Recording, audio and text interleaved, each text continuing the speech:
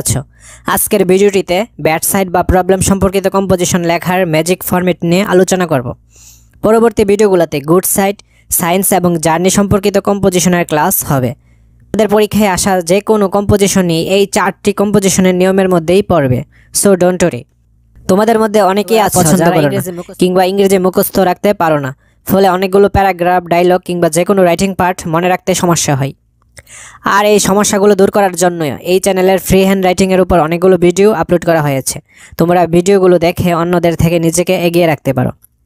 এখন এমন একটি কম্পোজিশন যদি থাকে যা পড়লে ব্যাড সাইড বা অসুবিধাবাচক প্রয়োজনীয় প্রায় সব কম্পোজিশনই লেখা যাবে, তাহলে তোমাদের পরিশ্রম অনেকটাই কমে যাবে। একটি মাত্র কম্পোজিশন শিখে নিচের সবগুলো কম্পোজিশনই লেখা যাবে। এখানে ভাষার বৈচিত্র্য ব্যবহার করা হয়েছে, ফলে পরীক্ষায় পূর্ণ নম্বর পাওয়া যাবে। এই কম্পোজিশন শিখলে কোন কোন কম্পোজিশন অনায়াসে লেখা যাবে তা দেখে নাও। পপুলেশন প্রবলেম অফ বাংলাদেশ, কোভিড-19, unemployment problem of Bangladesh, danger of smoking, food adulteration, natural calamities, road accident, deforestation, price hike, environment pollution, global warming, load shedding, drug addiction, water pollution, sound pollution, air pollution, eve teasing, traffic jam, gender discrimination, terrorism, campus violence, militancy, dowry system, gambling, hartal day. তোমরা এই কম্পোজিশনগুলো পরে experience gather করে নিও। এই ধরনের সমস্যা সংক্রান্ত যে কোনো কম্পোজিশন এই নিয়মটির মাধ্যমে লেখা যাবে।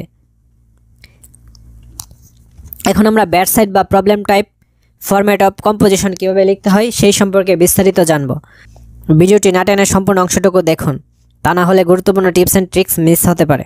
একটি আদর্শ মানের কম্পোজিশন লেখার জন্য কম্পোজিশনটিকে অনেকগুলো টাইপে ভাগ করে নিতে হয়, যেমনটা আমরা বাংলা দ্বিতীয়ের ক্ষেত্রে করে থাকি। যেমন সূচনা, উপসংহার কিংবা কারণ ব্যাখ্যা, এই সমস্ত পয়েন্ট দিয়ে অনেকগুলো টুকরো করে রাখি। এর ফলে কম্পোজিশনটি দেখতে অনেক সুন্দর এবং দৃষ্টিনন্দন হয় এবং স্যাররা অধিক মার্কস দিয়ে থাকে। সো এই ফরম্যাটটির মাধ্যমেও আমি ওই সমস্ত নিয়মগুলোই ফলো করেছি যেন তোমরা ভালো মার্কস পেতে পারো। প্রথমে ইন্ট্রোডাকশন পার্টটি দেওয়া হয়েছে, অর্থাৎ ভূমিকা। এতটুকু হচ্ছে ইন্ট্রোডাকশন পার্ট, এবং এখানে লাল চিহ্নিত অংশে দেওয়া আছে বিষয়, অর্থাৎ এই জায়গায় কাঙ্ক্ষিত কম্পোজিশনের নামটি হবে। তোমাদের সুবিধার জন্য এই কম্পোজিশনের বাংলা অনুবাদও দেওয়া আছে, তোমরা যাতে সহজেই কম্পোজিশনটি সম্পর্কে অবগত হতে পারো।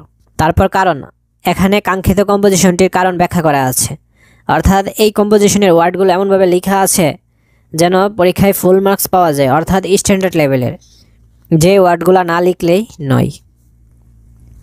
তারপর ইফেক্ট, অর্থাৎ প্রভাব, অর্থাৎ কাঙ্ক্ষিত কম্পোজিশনটির কী কী প্রভাব হতে পারে, কী কী প্রভাব সমাজে বিদ্যমান, ওই প্রভাবগুলো এখানে লেখা হয়েছে এবং ওয়ার্ডগুলো অবশ্যই স্ট্যান্ডার্ড লেভেলের।